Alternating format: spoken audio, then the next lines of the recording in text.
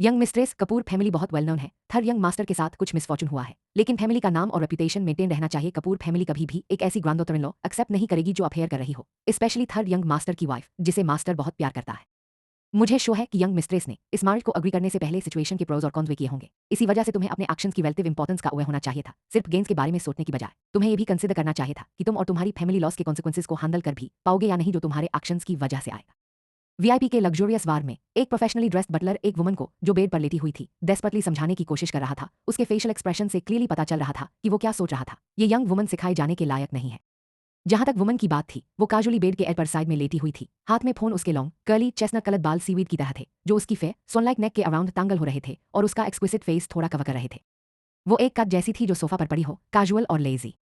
Buttler show नहीं था कि यंग मिस्ट्रेस उसकी बातें सुन भी रही है या नहीं, लेकिन उसने नोटिस किया उसके rapidly moving long slim finger screen पर, चाहे वो कोई ब्रेन डैमेजिंग मोबाइल गेम ही खेल रही होती। तुम्हें ऐसा फील होता जैसे वो कोई इनक्रेडिबल म्यूजिक पीस प्ले कर रही हो। उसके फिंगरटिप्स की मूवमेंट एक ब्रेथ टेकिंग आर्टिस्टिक फील दे रही थी। फोन पर, जिसे वो सिर्फ एक ब्रेन डैमेजिंग मोबाइल गेम समझ रहा था, कोड्स ने ब्लू स्क्रीन फिल कर दिया और उसके बाद एक अनफेमिलियर इंटरफेस पॉपअप हुआ। उसके बाद बिना किसी एक्स्ट्रा एफर्ट के एक वीडियो टाइटल जिया इन हर पैरामोर अपीयर हुआ। जैसे ही वो पॉपअप हुआ, वो कोड्स के थ्रू फॉसिबली डिलीट कर दिया गया। उसके बाद स्क्रीन के सारे interfaces, save documents, settings, recently deleted drive, साथ ही चैट बॉक्स डिसअपीयर हो गए। उनमें से कोई भी रैम्पेंट कोड्स के फॉसिबली डिलीट होने से बचा नहीं। वीडियो से रिलेटेड सब कुछ, text, voice messages, videos clear कर दिया गया। ये करने के बाद वुमन ने फोन बेड पर थ्रो कर दिया और बटलर की तरफ देखा। उसकी आइज ब्यूटीफुल और क्लियर थी, लेकिन साथ ही लेजीनेस और डिसेप्टिव चार्म से फिल्ड। लेडी के लिप्स के कॉर्नर स्लाइटली उठे और जैसे ही सॉफ्ट रेड लिप्स पार्टेड, एक वॉइस निकली स्ट्रीम की तरह, क्लियर और लाइट, और साथ में एक ड्रॉल जिसने उसे लेजी और सदक्टिव साउंड बनाया। तुम्हारी सारी बकबक सुनकर क्या ये इसलिए है क्योंकि जियांग यूशी मेरे बारे में ये प्रातल कर रही है कि मेरा लव है? बटलर सु, जब से मैं उठी हूं तब से अब तक पास्ट 15 मिनट से तुम यही बात बोल रहे हो। क्या तुम्हारे पास कोई एविडेंस है उसके क्लेम को बैकअप करने के लिए? बटलर जयेश का फेस डार्क हो गया। क्या वो पर्ल्स को स्वाइन के सामने थ्रो कर रहा था? यंग मिस्ट्रेस मिस जियांग जब जा रही थी, उसने मुझे इन्फॉर्म किया कि उसके पास वीडियो है, वो मास्टर को बाद में दिखाएगी। वो है? उसका मतलब उसने क्या लिया? वुमन बेफिक्र लग रही थी। उसे तो ऐसा कहा जा सकता था कि dead pigs aren't afraid of boiling water. Butler Jayesh का चेहरा काला पड़ गया जब उसने उसे कहा, यंग मिस्ट्रेस, सिर्फ इसलिए कि आप वो ग्रैंड डॉटर इन लॉ है जिसे मास्टर कपूर ने खुद चुना, इसका मतलब ये नहीं कि वो आपको इस सिचुएशन में छोड़ देगा। हमारा थर्ड यंग मास्टर उसका फेवरेट है और कोई उसे हार्म नहीं कर सकता। अगर उसे यकीन हो गया कि आप गलत हैं, तो मास्टर कपूर आपको कभी नहीं माफ करेगा। इसलिए जब उसने देखा कि बटलर जयेश इतनी सीरियस फेस के साथ नॉनसेंस बोल रहा है, तो वुमन हंस पड़। जैसे ही उसने हंसी, वो खुद भी शॉक्ड हुई। उसका डिप्रेशन, क्या वह रिकवर हो चुकी थी जब उनकी स्वैपिंग हुई? जब उसने समझा क्या हो रहा है, वुमन जिसे अपनी रिबर्थ की ज्यादा के नहीं थी, जो सब कुछ छोड़ देने और जाने के लिए तैयार थी, ने वहीं और तुरंत डिसाइड किया कि वह अपनी नई आइडेंटिटी की कद्र करेगी। क्योंकि अब वह डिप्रेस नहीं थी और सुइसाइडल थॉट्स भी नहीं थी। जिंदगी वास्तव में काफी अच्छी थी। उसकी नई आइडेंटिटी एक महिला की थी जिसे जिया कहा जाता था और जो अर्जुन कपूर फैमिली के पार्लर्स थर्ड यंग मास्टर की वाइफ थी। चूंकि उसका बाजा उसके साथ मात करता था, उन्होंने उसके परिवार को $100 मिलियन दिए और उसे अपनी वाइफ के रूप में लाया। उन्होंने ये भी प्रॉमिस किया कि जब तक वह अर्जुन के लॉयल रहेगी, हर साल उन्हें एक्स्ट्रा $100 मिलियन मिलेंगे। लेकिन अगर वह चीटिंग करती या किसी भी तरह अपने यंग मास्टर के साथ बिट्रेयल करती, तो कपूर फैमिली उसके लिए दिए गए सारे पैसे वापस ले लेगी। साथ ही उस पैसे से जो प्रॉफिट उसने कमाया वह भी छीन लिया जाएगा। वह सिर्फ 3 हफ्ते ही मैरिड थी और पहले ही उसके प्यार में राइवल ने उसे पकड़ लिया था, जिसके पास उसका फोन पर लव के साथ बात करने का वीडियो था। हालांकि वह लव असल में उसका एक्स बॉयफ्रेंड था। राइवल ने उसे ओल्ड मैन के सामने एक्सपोज करने की योजना बनाई थी। दा की मारे उसने गलती से स्टेयर से गिर गई जब वह राइवल से फोन छीनने की कोशिश कर रही थी और इसके कारण उसकी मौत हो गई। यंग मिस्ट्रेस, आप क्यों हंस रही है? वह पहले ही थर्ड यंग मास्टर के साथ बिट्रेयल कर चुकी थी, लेकिन अब उस पर हंसने की हिम्मत भी है। ये वुमन शर्म नहीं जानती। बटलर जयेश गुस्से में आया, उसका चेहरा पूरी तरह काला हो गया। आपने खुद कहा अगर उसे पता चला कि मैंने थर्ड यंग मास्टर के साथ बिट्रेल किया, तो वह मुझे फैमिली से बाहर निकाल देगा। ऐसे में आप मेरी मदद क्यों करेंगी? चूंकि आप ग्रैंडफादर के लिए काम करती हैं, इसका मतलब यह होगा कि आप अपने मास्टर के साथ बिट्रेल कर रही होंगी, या तो यही, या फिर आप मुझे फूल करने की कोशिश कर रही हैं। बटलर सु, मैं गलिबल नहीं हूं, उम्मीद है आप जानते होंगे। एक जोड़ी अमरस पीच ब्लॉसम आइज ने उस पर स्माइल किया, लेकिन स्माइल के साथ एक कोल्ड शार्प लुक भी थी। जब उसने इतने इंट्रीगिंग आइज के साथ आई कांटेक्ट किया, बटलर जयेश सीक्रेटली शॉक्ड हो गया। कौन सोच सकता था कि इतनी छोटी फैमिली से आई एक यंग वुमन के पास इतनी ऑरा और करिश्मा होगी? लेकिन उसने जल्दी ही समझाया, यार रविराज मास्टर ने कहा कि आपका बाजा हमारे थर्ड यंग मास्टर के परफेक्टली मैच करता है। जब तक आप उससे मारी करेंगी और उसके पास रहेंगी, थर्ड यंग मास्टर की लाइफ इंप्रूव होगी। मैं बस यही होप करता हूं कि कपूर फैमिली उसकी लीडरशिप में और बेहतर हो। इसलिए मैं ये मानना चाहता हूं कि ये सब सिर्फ इसलिए हुआ क्योंकि आप इतनी जल्दी कपूर फैमिली में मारी हुई और अपने पास के मामलों को प्रॉपर तरीके से सेटल करने का टाइम नहीं मिला। बस मुझे बताइए कि वो कौन है, मैं इस इंसान को हटा दूंगा इससे पहले कि आप हॉस्पिटल से डिस्चार्ज हो। जैसा कि उसने कहा, जिया ने अपनी आईब्रोज रेज की और पहले से इंदुलेंट चेहरे पर एक्साइटमेंट की झलक दिखी। बेड से उठकर उसने स्लिपर्स पहनी और बटलर के पास से चली गई। लगता है ये रविराज मास्टर काफी एक्सपर्ट है। क्यों ना आप इस मास्टर को फ्यूचर में यहाँ लाई ताकि मैं उससे मिल सकूं। मैं जानना चाहती हूँ कि क्या मैं फॉर्चून बनाऊंगी, दुनिया को सरप्राइज करूंगी और धरती की रिचेस्ट पर्सन बन जाऊंगी। वो चाहता था कि मैं उसे बताऊं कि लव कौन है, और मैं उससे कह रही हूं कि वो रविराज मास्टर को मेरे पास लाए। रविराज मास्टर वो इंसान था जिसके लिए मास्टर ने 1 महीने तक वेट किया था और ह्यूज सम देकर हाई किया था। क्या वो सोच रही थी कि वो कोई चीप स्ट्रीट सद वेंडर है जिससे जब चाहे मिल लिया जाए? धरती का रिचेस्ट पर्सन। कपूर फैमिली भी धरती के रिचेस्ट पीपल नहीं थे। क्या गिरते समय उसने अपना दिमाग चोट पहुंचाया था? जब उसने नोटिस किया कि वो पहले ही रूम से निकल चुकी है, वो खुद को रोक नहीं पाया और पूछ बैठा, यंग मिस्ट्रेस, आप कहाँ जा रही हैं? होम। बटलर जयेश ने खुद को डिजेक्टेड फील किया।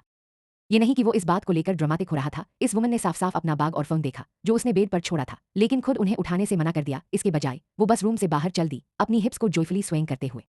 खैर, वो कपूर फैमिली का मेन हाउसकीपर था, उसका पर्सनल असिस्टेंट नहीं। क्या उसे नहीं लगा कि ये थोड़ा इनअप्रोप्रिएट है?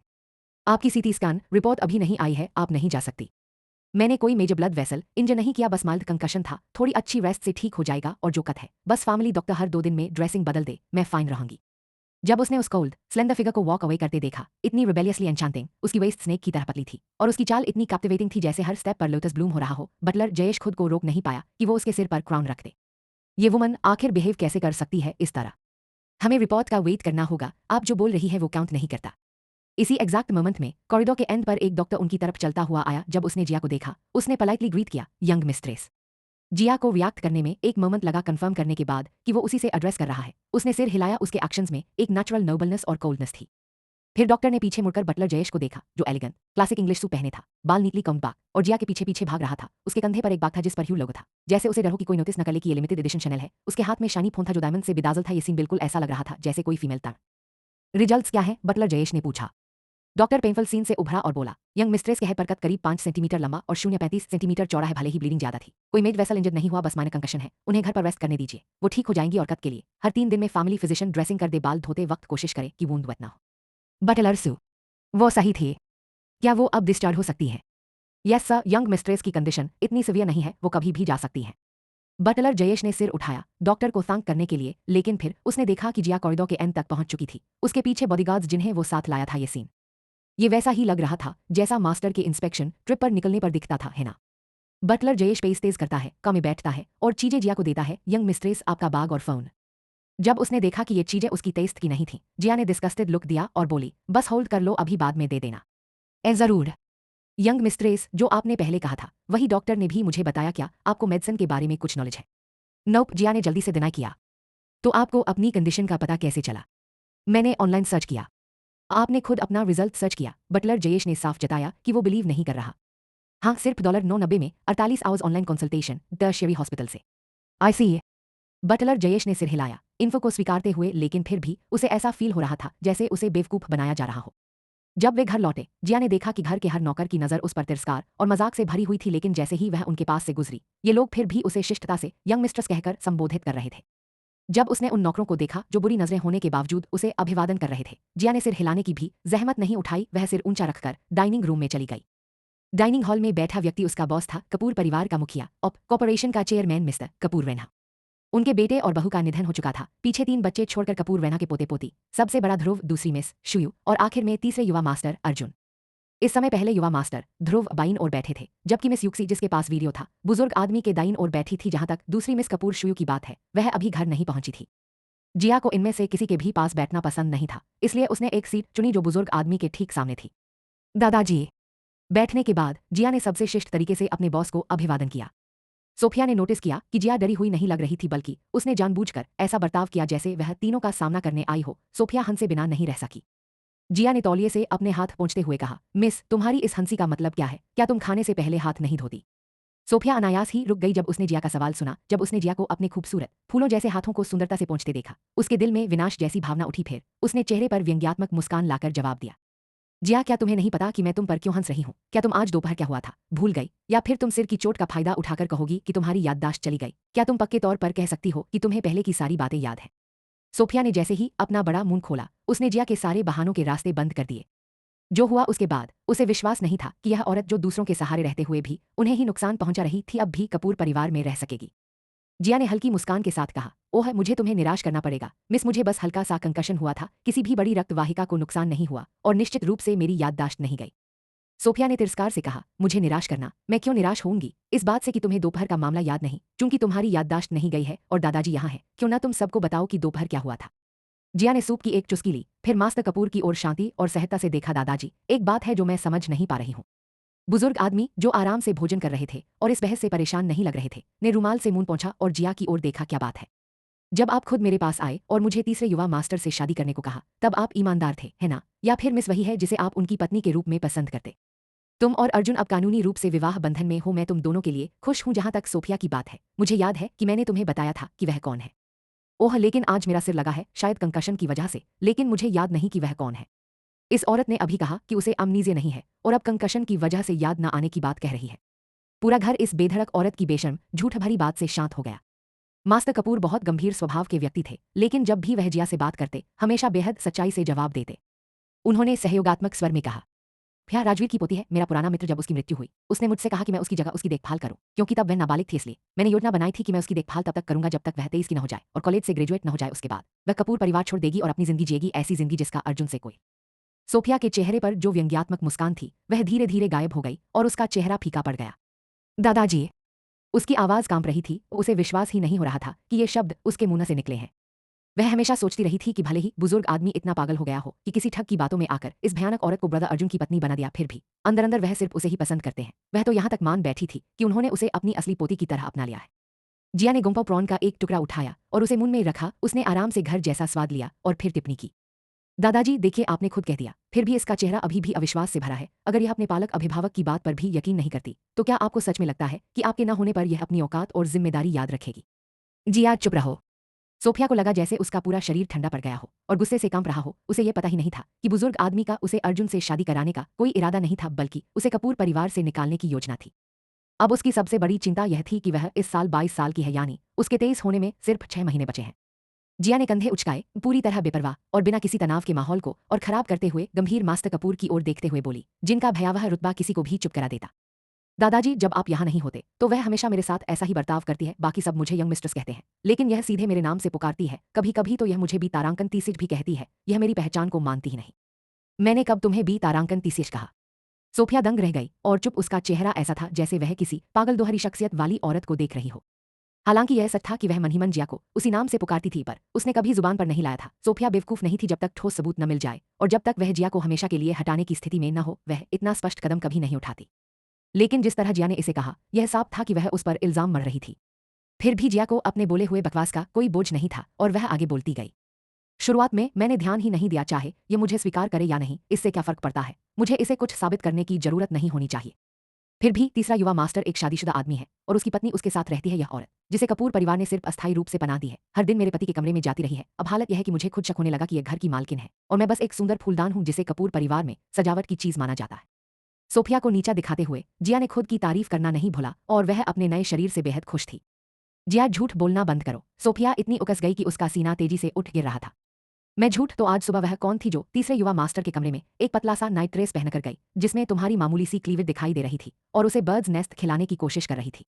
जिया ने सोफिया के शरीर के एक विशेष हिस्से को घृणा से देखते हुए तिरस्कारपूर्ण स्वर में कहा, तुम्हें चोट पहुंचाने के इरादे से यह नहीं कर रही, लेकिन तुम्हारा यह सपाट सा शरीर किसी के लिए भी तुम्हारा जन्म पहचानना मुश्किल कर देता है। भले ही वे कॉन्टैक्ट्स पहन ले, जबकि उन्हें उनकी जरूरत भी न हो। अगर कोई तुम्हें टकराकर गलती से छू ले तो उसे लगेगा कि उसने किसी आदमी की छाती छुई है। इसी वजह से मैंने कभी तुम्हें कुछ कहने की नहीं सोची, क्योंकि मैं सच। मास्टर कपूर दंग रह गए। पहले युवा मास्टर ध्रुव, जो अब तक चुप बैठे थे, उन्होंने भी वैसी ही प्रतिक्रिया दी। सोफिया का चेहरा अब लाल पड़ चुका था और उसका शरीर कांप रहा था। जब जिया ने देखा कि सोफिया उस अपमान से चुप हो गई है, तो उसने धीरे से मशरूम सूप की एक सिप ली, फिर एक बार फिर मुंह खोला। लेकिन वैसे भी, क्या तुम्हें नहीं लगता कि तुम जरा ज्यादा नहीं कर रही? तुमने तो मुझे धमकाया तक सिर्फ इसलिए ताकि तुम मुझे हटवा सको। तुमने कहा था कि तुम खुद सीढ़ियों से गिर जाओगी और फिर इल्जाम मुझ पर डाल दोगी ताकि दादाजी को पता चल जाए कि मैं कितनी भयानक औरत हूं। मैंने तुम्हें ऊपर खींचने की कोशिश की, लेकिन तुमने ही मुझे नीचे धक्का दिया। क्या सच में? सोफिया सीट से उछल पड़ी। जिया की बातों से पूरी तरह ट्रिगर होकर वह गुस्से में चिल्लाई, जिया, तुम घिनौनी झूठी! क्या तुम सच में सोचती हो कि मैं तुम्हें बिना सबूत बदनाम करूंगी? तुम सोचती हो कि दादाजी तुम्हारे उगले हुए इन सब झूठों पर यकीन कर लेंगे?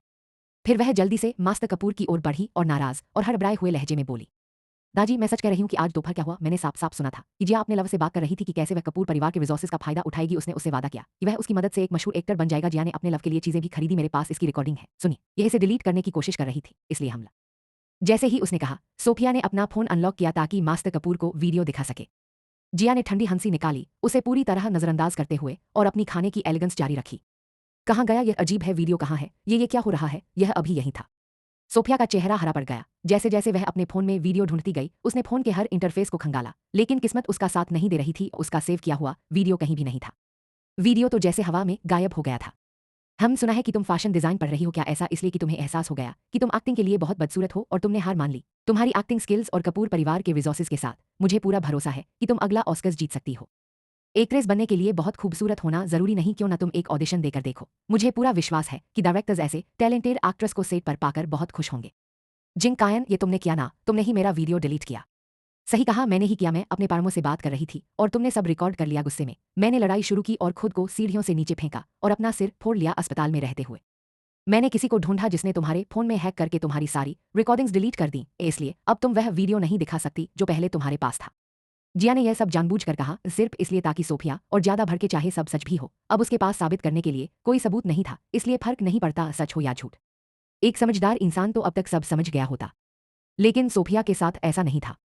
उसकी आंखें फैल गईं और उसका चेहरा गुस्से से लाल पड़ गया और वह चीखी, तो यह तुम ही थी? जिया नहीं जानती थी कि इसका क्या जवाब दे। इस औरत का दिमाग शायद खच्चर ने कम से कम 3 बार लात मारी होगी। फिर सोफिया पीछे मुड़ी और मास्टर कपूर से रोकर बोली, दादाजी आपने सुना, उसने खुद माना यह वही थी। ध्रुव जो एक ओर बैठा था अब और सहन नहीं कर पाया, उसने भी अपनी चॉपस्टिक्स नीचे रख दी। पहले वह हमेशा सोचता था कि बुद्धि के मामले में जिया और सोफिया एक स्तर पर नहीं है। आज भी वे एक स्तर पर नहीं थे, लेकिन इस बार जिया ने एक तरफा तरीके से सोफिया को कुचल दिया था। यह मामला यही खत्म होगा, कोई भी अब इस बारे में बात नहीं करेगा। मास्टर कपूर भी इससे थक चुके थे और तुरंत बातचीत को खत्म कर दिया। सोफिया ने उन्हें अपनी बड़ी आंसुओं से भरी आंखों से घूरा, उसके चेहरे पर अविश्वास और अपमान साफ था। क्यों दादाजी क्यों? उसने मान लिया कि यह उसी ने किया, तो आप उसे सजा क्यों नहीं दे रहे और मुझे चुप रहने को क्यों कह रहे हैं?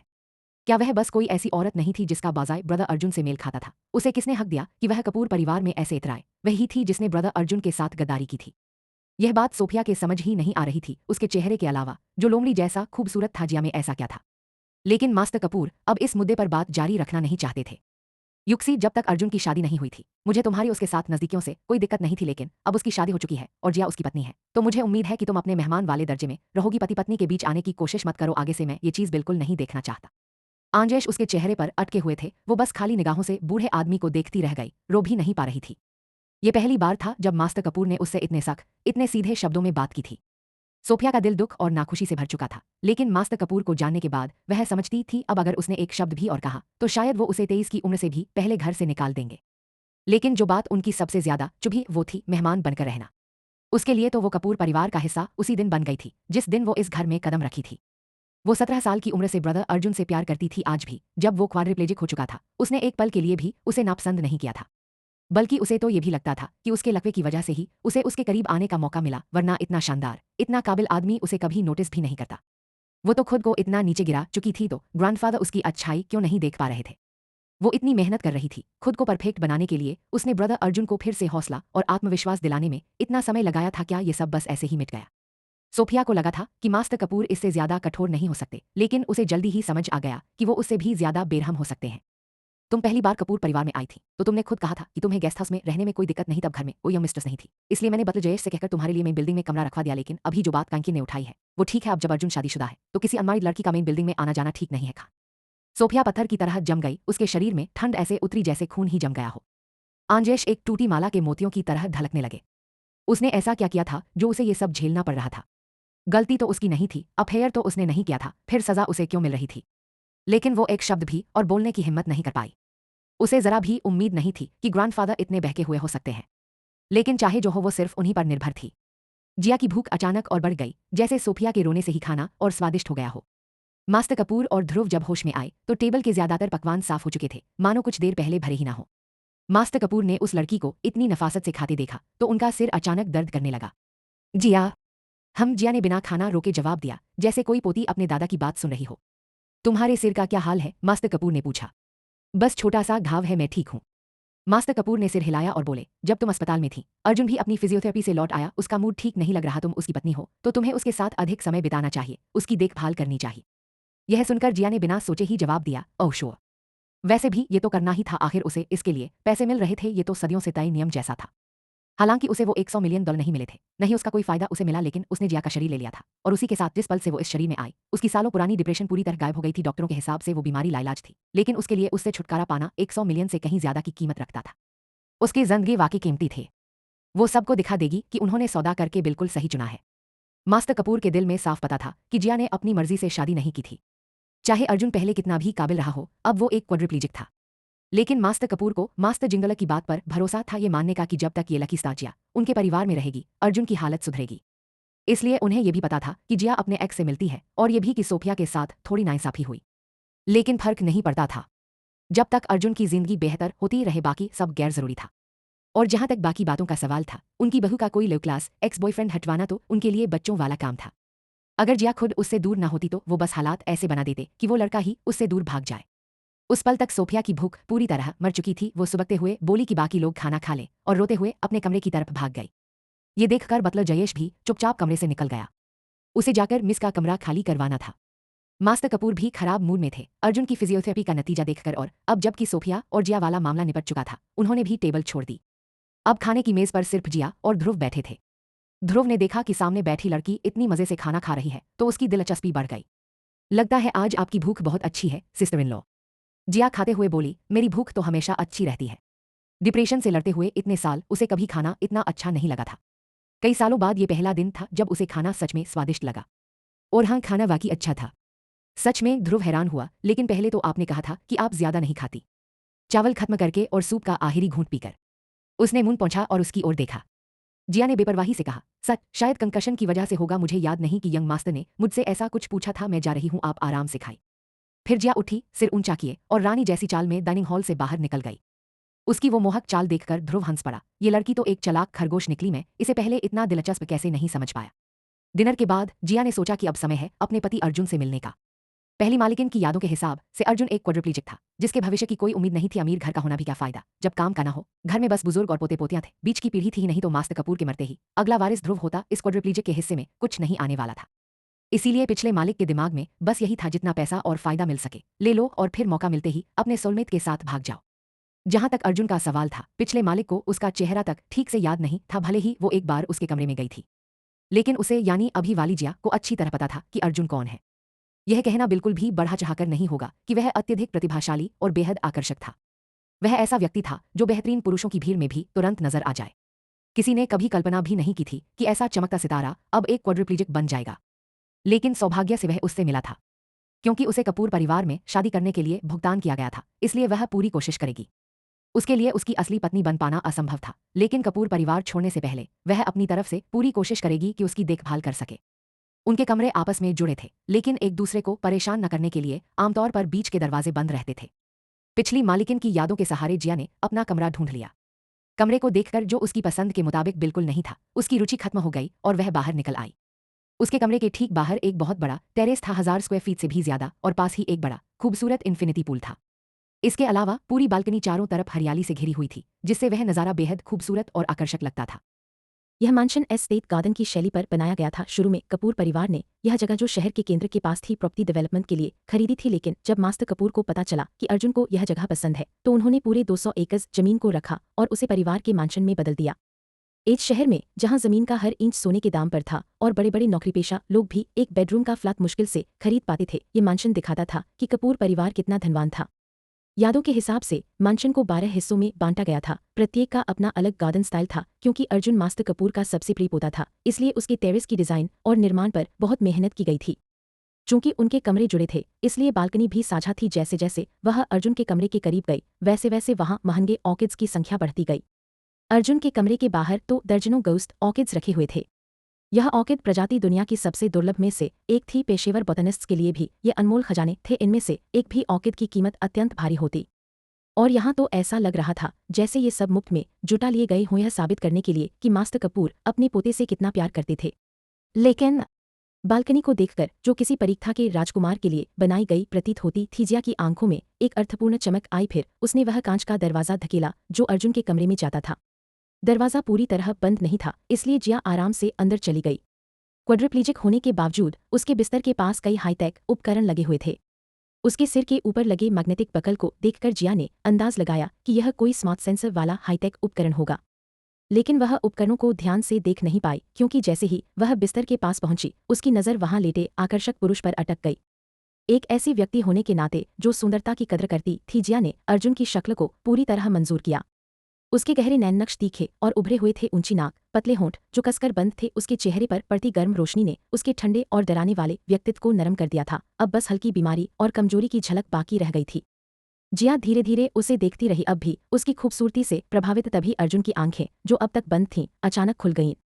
उसकी गहरी काली आंखें दलदल जैसी थीं, ऐसी गहराई वाली कि कोई भी उनमें डूबता चला जाए। भले ही वह उस पल बिस्तर पर कमजोर अवस्था में लेटा था, लेकिन उसके अंदर से निकला घमंडी और दबदबे वाला और इतना तीव्र था कि सांस रुक जाई। जिया को ऐसा लगा जैसे कोई तेज धार वाली तलवार उसे भेद गई हो। अगर ये पहले वाली जिया होती तो वो डर के उछल पड़ती, लेकिन जो अभी उसके सामने खड़ी थी वो अलग इंसान थी। उसने अर्जुन को एक फ्रेंडली मुस्कान दी, बोलते हुए, तुम जाग गए। मेरा गैस है कि तुमने अभी दिन नहीं खाया होगा। क्या तुम भूखे हो? जैसे ही कमरे के अंदर से आवाज आई, लिविंग रूम को गार्ड कर रहे दोनों बॉडीगार्ड्स भागते हुए बेडरूम में आ गए। जब उन्होंने देखा कि वो जिया थी तो वो बहुत सरप्राइज हो गए।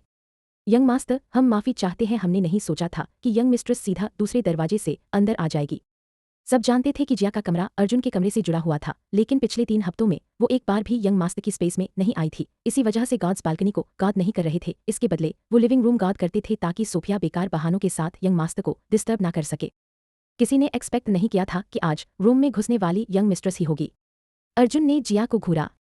उसने सोचा कि ये औरत जरूर उसके दादा से कुछ स्वीकार कर चुकी है, इसलिए वो यहाँ अपनी दी हुई ड्यूटी पूरी करने आई है। शुरू में उसे जवाब देने का मन नहीं था, लेकिन जब उसने उसके चेहरे पर फ्रेंडली मुस्कान देखी तो उसे एहसास हुआ कि उसकी आंखों का लुक अब पहले जैसा नहीं था, जिसमें घृणा, नफरत और बचने की कोशिश होती थी। इस बार उसकी आंखें काइंडनेस से भरी थीं। एक जोड़ी चार्मिंग, साफ सुथरी पीच ब्लॉसम जैसी आंखें उसे देख रही थीं, और पहले वाली भद्दी नजर अब गायब थी, लेकिन फिर भी उसके जेस्चर्स में वो बॉन्ड सेडक्टिव फीलिंग मौजूद थी। वो वही इंसान थी, वही मुस्कान, लेकिन इस बार वो एक अलग लेवल की फ्लटरिंग दिखा रही थी। लो ग्रेड और हाई ग्रेड फ्लटरिंग का डिफरेंस साफ दिखाई दे रहा था और बहुत विविडली नजर आ रहा था। कोई आश्चर्य नहीं कि वो एक्ट्रेस बनी थी, उसे सच में पैसे के हिसाब से एक्ट करना आता था। जब उसने उसके चेहरे पर वो ब्राइट होपफुल मुस्कान देखी जो स्प्रिंग की धूप जैसी थी, अर्जुन को महसूस हुआ कि उसका मन कर रहा है कि वो इस नकली परत को अपने हाथों से फाड़ दे। उसका फ्यूचर अंधेरा और बर्बाद था। उसे इस फ्लैटरिंग मुस्कान की जरूरत नहीं थी, खासकर अगर वो नकली हो। जिया को देखते हुए अर्जुन ने धीरे से जवाब दिया, मुझे भूख नहीं है। शांत आवाज ने बड़े बेडरूम को भर दिया। शायद इसलिए कि उसे बोले काफी समय हो गया था। उसकी आवाज दीप, भारी और थोड़ा लेजी थी, लेकिन फिर भी पावरफुल लग रही थी, जैसे वो आवाज प्राचीन नाइल रिवर से गुजरकर आई हो, रहस्यमयी, दुख से भरी और अवास्तविक सी, जैसे वो दूर गैलेक्सी में हो जबकि वो यहीं सामने था। जब बॉडीगार्ड्स ने अर्जुन को बोलते सुना, उनकी आंखें फैल गईं। ये कुछ दिनों में यंग मास्टर का पहला वाक्य था। वो खुश हुए बिना नहीं रह सके, लेकिन अगला वाक्य फिर से टेम्परेचर को 0 डिग्री पर ले आया। क्या तुम नहीं जानती कि एक क्वाड्रिप्लीजिक को भूख महसूस नहीं होती? अर्जुन ने धीरे से पूछा। उसकी नज़र एक तेज चाकू की तरह थी। वो सिर्फ दूसरों को नहीं बल्कि खुद को भी चोट पहुंचाती थी। उसकी नज़र एक डीमन रिवीलिंग मिरर जैसी थी जो तुरंत जिया के परफेक्ट एक्सप्रेशन को तोड़ देने वाली थी। लेकिन जब जिया ने उसकी बात सुनी तो वो बिल्कुल परेशान नहीं हुई। उसके चेहरे पर वही फ्रेंडली मुस्कान बनी रही, बिना हिले, बिना टूटे। उसकी चार्मिंग आंखें चमकी, उसकी आवाज सॉफ्ट लेकिन आकर्षक थी जब उसने जवाब दिया, किसने कहा कि एक क्वाड्रिप्लीजिक को भूख महसूस नहीं होती? तुमने अपनी स्पाइन इंजर की है, जिसका मतलब है कि तुम्हारे पेरिफेरल नर्व्स इंजर हुए हैं। दूसरे शब्दों में, सिर्फ वो नर्व्स प्रभावित हैं जो स्केलेटल मसल्स को सप्लाई करते हैं। तुम्हारे सिंपैथेटिक नर्व्स जो डाइजेस्टिव ट्रैक्ट की मूवमेंट कंट्रोल करते हैं, वो अभी भी। अगर तुम भूखे हो लेकिन खाना नहीं खाते तो तुम्हारा मेटाबॉलिक रेट गिर जाएगा और शरीर तुम्हारी मांसपेशियों के प्रोटीन्स को तोड़कर एनर्जी के तौर पर इस्तेमाल करेगा। इससे तुम्हारी हड्डियां और मसल्स दोनों ही कमजोर और पतले हो जाएंगे। इसी वजह से तुम्हारा खाना खाना बहुत जरूरी है। अर्जुन स्पीचलेस रह गया। उसे वो टूटता हुआ एक्सप्रेशन नहीं दिखा जिसकी उसने उम्मीद की थी। इसके बदले ये औरत अभी भी उसे वही फ्लैटरिंग मुस्कान के साथ देख रही थी जो इतनी उजली थी कि लगभग उसकी आंखें चौंधिया गईं। अर्जुन ने फिर से आंखें बंद कर ली। अचानक अब उसे बात करने का मन नहीं हुआ। जब मास्टर कपूर ने दरवाजा धक्का देकर खोला और देखा कि जिया अर्जुन के पास खड़ी थी, उनका मुंह खिल गया और वो मुस्कुराए। जिया, जिया तुम यहाँ हो? हूँ, जिया ने सिर हिलाया। तुम दोनों क्या बात कर रहे हो? हम पेरिफेरल नर्वस सिस्टम और सिंपैथेटिक नर्वस सिस्टम द्वारा कंट्रोल किए गए एरियाज और कैसे वो एक दूसरे को इन्फ्लुएंस करते हैं, उसके बारे में बात कर रहे हैं। मास्टर कपूर शॉक हो गए। वो ऑफ गार्ड हो गए जब उन्होंने अचानक यूजुअली सिंपल माइंडेड जिया को इतना डीप टॉपिक बोलते सुना। मास्टर कपूर को देखते हुए, जो यूजुअली ज्यादा बात नहीं करते थे, अचानक अर्जुन के रूम में इतने एक्टिव हो गए। जिया ने फैसला किया कि वो अपने बॉस के प्रति थोड़ा जेनरस रहे और बोली, अगर थर्ड यंग मास्टर नहीं खाएंगे तो उन्हें भूख लगेगी। वो पहले से ही अनवेल है, तो खुद को टॉर्च करके और अनकंफर्टेबल क्यों बनाना, ऊपर से जब फ्यूचर में आपकी नर्व्स रिकवर होंगी अगर आपके पास। मास्टर कपूर जिया की बात से अग्री करते हुए तुरंत अपने पोते को डांटने लगे। अर्जुन, तुमने सुना उसने क्या कहा? यहाँ तक कि जिया ने भी कहा कि जब तुम्हारी नर्व्स रिकवर होंगी तो फिजियोथेरेपी के लिए स्ट्रेंथ चाहिए होगी। अगर तुम नहीं खाओगे तो तुम्हारी स्टामिना और मसल्स दोनों खत्म हो जाएंगे। अर्जुन ने अपनी आंखें खोली और अपनी गहरी पिछलाक आंखों से जिया की तरफ देखा, जो बिल्कुल भी नहीं हिली। उसने बिना इमोशन के कहा, क्या वो डॉक्टर है? मास्टर कपूर स्पीचलेस हो गए। जिया ने अपनी मुस्कान बनाए रखी और बोली, आपको दूसरों को कम नहीं समझना चाहिए। यंग मास्टर, मैं डॉक्टर नहीं हो सकती, लेकिन इस दुनिया में हर तरह के एक्सीलेंट डॉक्टर्स और मास्टर्स होते हैं। कौन जानता है, ये कहना मुश्किल है कि आप लकी होंगे और उनमें से किसी एक से मिल पाएंगे। ये बातें बुजुर्ग के दिल को पसंद आईं और वो तुरंत बोले, वो सही कह रही है अर्जुन, मैं तो बस ग्रैंडफादर, मुझे आपसे प्राइवेट में बात करनी है। अर्जुन को पता था कि जिया उसकी पत्नी कैसे बनी। उसे ये भी पता था कि वो यहाँ उसके रूम में क्यों आई है और ये सब बातें क्यों कह रही है। उसे पता था कि ये सब उसके दादा की अच्छी नीयत थी, लेकिन उसे सच में किसी ऐसे अजनबी की चिंता नहीं चाहिए थी जो पैसों के कारण उसके पास आए। ग्रैंडफादर, मैं चली जाती हूँ ताकि आप दोनों बात कर सके। जरूर है। मास्टर कपूर का चेहरा अचानक अनप्लेजेंट हो गया और उनकी आंखों में संघर्ष था। वो नहीं चाहते थे कि जिया जाए। उन्हें अपने पोते की बात सुनकर एक बुरा एहसास हुआ। जैसे ही जिया कमरे से बाहर निकली, गार्ड्स भी पीछे चले गए और कमरे में सिर्फ अर्जुन और मास्टर कपूर रह गए। अर्जुन कुछ कह पाते उससे पहले मास्टर कपूर ने तुरंत कमरे की डिप्रेसिंग एटमॉस्फेयर को तोड़ दिया, जो अब सहन नहीं हो रही थी। तुम जिया के बारे में क्या सोचते हो? मास्टर जिंगयुन ने कहा था कि तुम्हारी लाइफलाइन बहुत टफ है, इसी वजह से वो आसानी से टूट सकती है और ये जानलेवा। अर्जुन का गला हिला, उसकी गहरी काली आंखें नरम लगी, लेकिन फिर भी उसने सबसे क्रूर बात कही, ग्रैंडफादर, डॉक्टर पहले ही मेरे आने वाले डेथ की घोषणा कर चुके हैं। आप इतने जिद्दी क्यों हैं? पिछले 3 महीनों से मैं अपनी पूरी कोशिश कर रहा था रिहेबिलिटेट करने की, क्योंकि मैं आपको डिसअपॉइंट नहीं करना चाहता था, लेकिन ये बहुत दर्द देता है। प्लीज बस मुझे यूथनाइज कर दीजिए।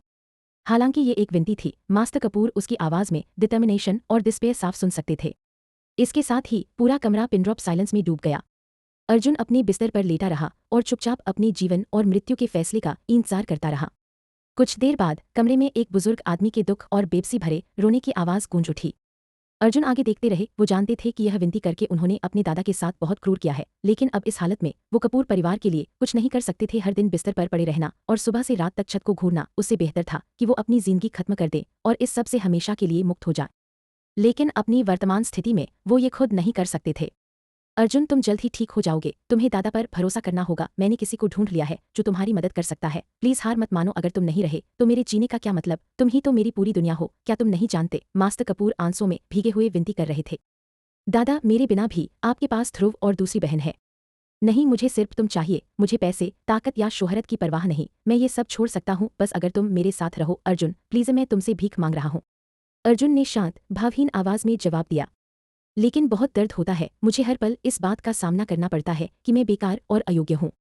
से अयोग्य? तुम तो बस शारीरिक रूप से कमजोर हो, बस इतना ही हर कोई देख सकता है कि तुम कितने सक्षम हो। दूसरे क्वाड्रिप्लीजिक्स को देखो, उन्हें अपने बाउल्स और ब्लाडर पर कंट्रोल खोने का दर्द झेलना पड़ता है। उनके पास बिस्तर पर पड़े रहने के अलावा कोई विकल्प नहीं। लेकिन तुमको देखो, जैसे ही तुम क्वाड्रिप्लीजिक हुए, तुमने तुरंत एक कस्टमाइज्ड कंप्यूटर सिस्टम डिजाइन किया जो तुम।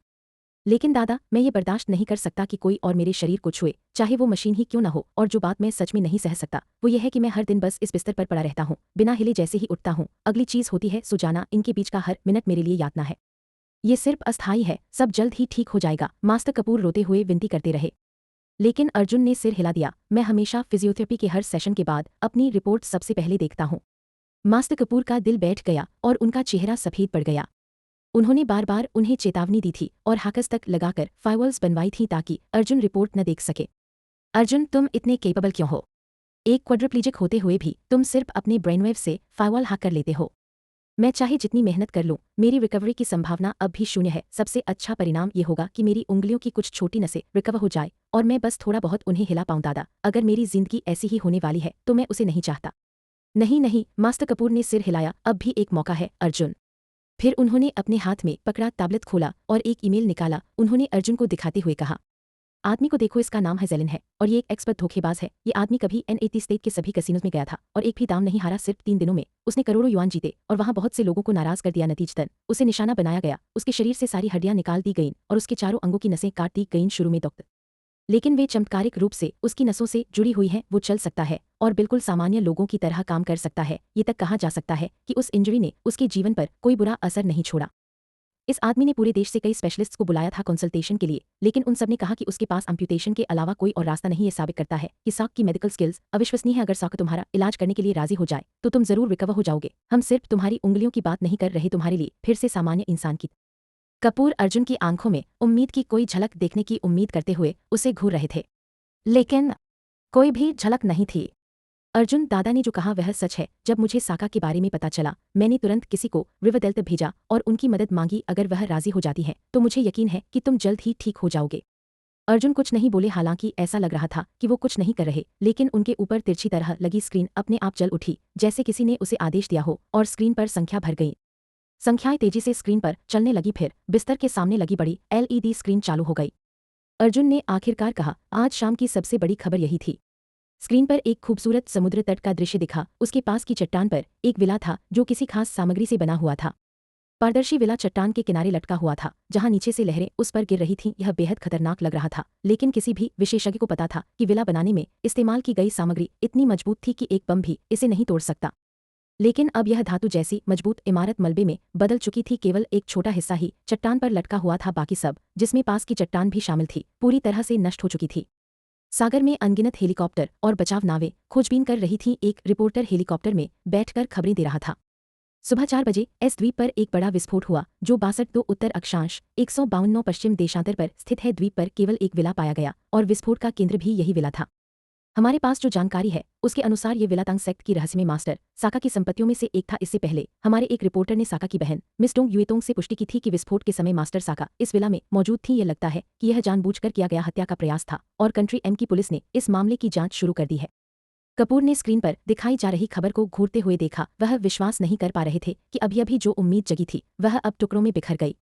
साका एक किंवदंती थी। उनका छोटा लेकिन अद्भुत जीवन विवादास्पद रहा। वह तांग सेक्ट की 177वीं पीढ़ी की वंशज थी, जो मूलतः कंट्री जेड की एक प्राचीन चिकित्सा वंश से आती थी। अपने वंश के रूप में साका में मृतकों को जीवित करने की कला थी और वह दवा और जहर दोनों में प्रतिभाशाली थी। उनके पास अनगिनत अस्पताल, बायोटेक्नोलॉजी कंपनियां, रियल एस्टेट, जुआ और लेकिन साका अजीब थी। यद्यपि वह चिकित्सा क्षेत्र की विशेषज्ञ थी, कई बार उन्होंने जरूरतमंदों की मदद करने से इनकार कर दिया। उनकी मदद के लिए वह अक्सर बड़ी संपत्ति मांगती थी और उनमें चिकित्सा नैतिकता की कमी थी। इस कारण उन्होंने अपने अतीत में कई लोगों को नाराज किया। इस विस्फोट के संबंध में उनकी बहन मिस डोंग का अनुमान है कि यह किसी ऐसे व्यक्ति ने किया होगा जिससे साका नारा। साका का नाम मंजू सॉकर, जिसे लाइकोरिस भी कहा जाता है, से आया। कहा जाता है कि यह फूल नरक से बुलाने का संकेत और मृतकों का मार्गदर्शन करता है। शायद साका ने अपने नाम में इसे देखकर यह भविष्यवाणी देख ली थी। साका तांग सेक्ट की मास्टर थी, तो क्या उनकी मृत्यु तांग सेक्ट में हलचल मचा देगी? क्या उनके बाद तांग सेक्ट के और वंशज हैं? हमने इस मामले में साका की छोटी बहन मिस डोंग युएतोंग का साक्षात्कार लिया है। दृश्य बदलकर एक खूबसूरत महिला पर गया, जिसकी आकृति आकर्षक थी। उसकी आंखें सूजी हुई थीं और चेहरा दुख और क्रोध से भरा हुआ था। जैसे ही वह कैमरे की ओर देखती है, वह दृढ़ आवाज में बोलती है, क्या आपको लगा था कि मेरी बहन की मौत का मतलब तंग संप्रदाय, तंग सेक्ट का अंत हो जाएगा? आप सब गलत हैं। भले ही मेरी बहन मर चुकी है, तंग संप्रदाय के पास अब भी मैं हूँ। ईश्वर आपको देख रहा है। मुझे फर्क नहीं पड़ता कि कौन है, लेकिन तंग संप्रदाय इसकी तह तक जाएगा। हम बदला लेंगे, हम उन्हें उनके किए की सजा देंगे। जैसे ही कपूर मास्टर ने यह सुना, उनकी आंखों में फिर से आशा की चमक आ गई और उन्होंने कहा, अर्जुन, देखा, साका की बहन भी तंग संप्रदाय की वंशज है। उसने कहा कि वह साका की तरह ही है। उसने भी अपने गुरु की विरासत पूरी तरह से संभाल ली है। अर्जुन की आंखें ठंडी रहीं और डोंग युतोंग की बात सुनने के बाद भी उनमें उत्साह का कोई संकेत नहीं था। मैंने केवल साका के बारे में सुना है और उसके बारे में पता लगाने के बाद ही मुझे पता चला कि वह तंग संप्रदाय से थी। दादाजी, अगर साका नहीं होती तो क्या आपको तंग संप्रदाय या डोंग युतोंग के बारे में पता होता? इसे दूसरे तरीके से कहें, क्या आप जानते हैं कि साका का गुरु कौन है? कपूर मास्टर निशब्द हो गए। दूसरे कमरे में जिया भी अंतर्राष्ट्रीय खबरें देख रही थी, जो प्रसारित हो रही थीं। जब उसने महिला को यह सब कहते सुना, तो उसके होंठ, जो पहले ऊपर की ओर मुड़े हुए थे, अब एक ठंडी मोहक मुस्कान दिखा रहे थे। उसे अब इस बात में कोई दिलचस्पी नहीं थी कि वह महिला आगे क्या कहेगी या क्या होने वाला है, इसलिए उसने टेलीविजन बंद कर दिया। इसी क्षण बटलर झांग उसके माथे की पट्टी बदलने और उसकी जांच करने के लिए पारिवारिक चिकित्सक के साथ अंदर आई। जिया ने अपना मौका देखा और अपने चेहरे पर एक उज्जवल मुस्कान के साथ पूछा, बटलर झांग, क्या हमारे बगीचे में चूहे हो सकते हैं? क्या आप मेरे लिए कुछ मोटे स्वस्थ चूहे ला सकते हैं? जब बटलर झांग ने इस महिला की चकाचौंध भरी आंखें और पतली आकृति देखी, तो एक फिल्म जो उन्होंने बचपन में देखी थी उनके दिमाग में आ गई। उस फिल्म में मनमोहक हरी नागिन भी बहुत आकर्षक थी। वह पहले किसी के साथ बात कर रही होगी और हंस रही होगी, लेकिन अगले ही पल वह अपने जहरीले फन बाहर निकालेगी, अपनी लंबी जीभ से एक मोटे चूहे को पकड़ेगी और एक ही सांस में उसे निगल जाएगी। अब जब वह अपनी युवा मालकिन को घूर रहे थे, जो हरी नागिन जितनी ही सुंदर थी, तो वह कांप उठे और सावधानी से पूछा, युवा मालकिन, क्या मैं जान सकता हूँ कि आपको ये चूहे क्यों चाहिए? वही थे जिन्होंने युवा मालकिन के साथ सबसे ज्यादा बातचीत की थी। कपूर मास्टर और तीसरे युवा मास्टर को युवा मालकिन में बदलाव शायद न दिखे, लेकिन वह देख सकते थे। जब से वह सीढ़ियों से गिरने के बाद जागी थी, युवा मालकिन का स्वभाव बदल गया था। वह शैतानी बन गई थी। वह अब चूहों के लिए भी पूछ रही थी। वह इस मामले पर जरूरत से ज्यादा सोचने पर मजबूर हो गए। बटलर झांग का सवाल सुनकर जिया हंसी। खैर, जाहिर है, मैं उनके साथ खेलना चाहती हूँ। क्या आपको लगा कि मैं उन्हें खाने वाली थी? सुनो सुनो, क्या आप सुन रहे हैं कि वह क्या कह रही है? यह खूबसूरत लड़की चूहों के लिए पूछ रही थी ताकि वह उनके साथ खेल सके, और उसने उन्हें खाने के बारे में भी बात की। ज्यादातर लोग इन चूहों को केवल प्रयोगों के लिए ही चाहेंगे, फिर भी यहाँ वह उनके साथ खेलने और उन्हें खाने के बारे में सोच रही थी। बटलर झांग को अपने साहसी अनुमानों से डर लगने लगा, जिससे उनके सिर की खाल सुन्न हो गई। युवा मालकिन, अगर आपको खेलने के लिए कुछ चाहिए तो आप सफेद चूहों को क्यों नहीं चुनती? वे चूहों की तुलना में कहीं अधिक साफ होते हैं। ये चूहे बहुत गंदे होते हैं। सफेद चूहे प्यारे होते हैं, और अगर वे मर गए तो यह बर्बादी होगी। चूहे, कृपया बटलर झांग, क्या आप मेरे लिए कुछ ला सकते हैं? याद रखें कि कुछ मोटे और स्वस्थ वाले ही ला। बटलर झांग का दिमाग अब मोटे और स्वस्थ चूहों के खाए जाने की छवियों से भर गया था। क्या उन्हें कपूर मास्टर को अपने अनुमान के बारे में बताना चाहिए? वैसे सोफिया ने अभी तक अपना कमरा खाली कर दिया है क्या? वो जा रही है, लेकिन कुछ चीजें अभी भी वही हैं। फिक्र मत कीजिए यंग मिस्ट्रेस, मैंने उसके लिए दूसरा कमरा तैयार कर दिया है। इसका मतलब था कि चाहे सोफिया कितना भी समय खींचे, आज रात उसे अपना कमरा खाली करना ही होगा। संतुष्ट होकर जिया खड़ी हुई। मैं बगीचे में टहलना चाहती हूँ, मुझे लगता है कि वहीं जाकर उसे थोड़ी सांत्वना दे देना ठीक रहेगा। जयेश चुप रहा, लेकिन मन ही मन सोच रहा था, क्या तुम सच में उसे सांत्वना देने जा रही हो या फिर उसे मारने की कोशिश कर रही हो? सोफिया का कमरा उनके कमरे से ज्यादा दूर नहीं था। जिया जैसे ही गलियारे से होती हुई मना हलंत सन नुक्ता न के दूसरे हिस्से में आई, उसने सोफिया को देखा जो मजबूरी में अपने बाकी सामान को पैक कर रही थी। जैसे ही सोफिया ने जिया को आते देखा, उसकी आंखों में घृणा चमक उठी। उसने ताने मारते हुए कहा, देखो तुमने मेरे साथ क्या किया, अब खुश हो? जिया ने उस महिला को घूरते हुए, जिसका चेहरा केवल इसलिए तिरछा था क्योंकि अब उसे मेन बिल्डिंग में रहने की अनुमति नहीं थी, सीधे कहा, मैं ठीक हूँ। सोफिया क्रोधित हो गई। उसका सीना तेजी से ऊपर नीचे हो रहा था और वह लगभग चिल्ला रही थी, जिया, तुम्हें तो भाई ध्रुव से कोई लगाव ही नहीं है, तो फिर मुझे क्यों नहीं छोड़ सकती? देखो कैसे फूट रही हो तुम, ऐसा बोल रही हो जैसे मैं मान लूं तो वह तुम्हारा हो जाएगा। अगर तुम इतनी महान होती तो 5 साल से ज्यादा समय रहते हुए भी तुम इस घर में मेहमान नहीं होती। तुम सोफिया केवल क्रोध में नहीं थी, उसका चेहरा अब अपमान और शर्म से भी लाल हो गया था। शांत हो जाओ, मैं बस यह देखने आई थी कि तुम कितना काम कर रही हो। यह मत सोचो कि तुम आज रात तक सब कुछ नहीं निकाल पाई तो तुम एक और दिन रुक जाओगी। मैंने उन्हें बता दिया है और तुम्हारे लिए दूसरा कमरा तैयार है, वहां जाओ, साफ सुथरा हो जाओ और अच्छी नींद लो। अब से मेरे सामने दिखने की कोशिश मत करना। सोफिया इतनी नाराज थी कि बोल ही नहीं पा रही थी, जानकर कि यह महिला जानबूझकर मुश्किलें खड़ी कर रही थी। इतनी घमंडी कैसे हो सकती है? जैसे ही जिया जाने लगी, सोफिया ने उसे रोक लिया, जिया वहीं रुक जाओ। हालांकि जिया तैयार नहीं थी, लेकिन उसने देखा कि सोफिया छोटी मानसिकता की है, अगर वह उससे लड़ती तो केवल परेशानी ही मिलेगी। सोफिया जिया के सामने खड़ी हुई और उसका सामना किया, तुम खुद जानती हो कि तुम्हारा कोई प्रेमी है या नहीं, या क्या मैं तुम्हें फंसाने की कोशिश कर रही थी? जिया, मैं मान सकती हूँ कि आज का दिन कभी नहीं हुआ और हम फिर कभी इस बारे में बात नहीं करेंगे। तुम्हारा कोई पसंदीदा है और मेरा भी, हमें एक दूसरे से लड़ना नहीं चाहिए जब हम दोनों इसका फायदा उठा सकते हैं।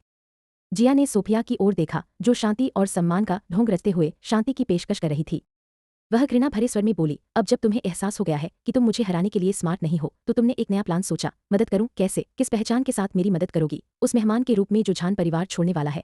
अब यह मत पूछो कि मेरा कोई बाहर प्रेमी है या नहीं, भले ही हो, मैं किसी बेकार और अवमान्य व्यक्ति के साथ नहीं जाऊंगी। इसके बाद उसने सोफिया की ओर देखते हुए भी ध्यान नहीं दिया, जो क्रोध में कांप रही थी। उसने अपनी पतली कमर और प्यारी कूल्हे को घुमाया और सीढ़ियों से रानी जैसी उतर गई। यह महिला जानती थी कि सोफिया का जुनून क्या है और बार बार याद दिला रही थी कि वह केवल एक मेहमान है। जिया, इतनी घमंडी मत बनो।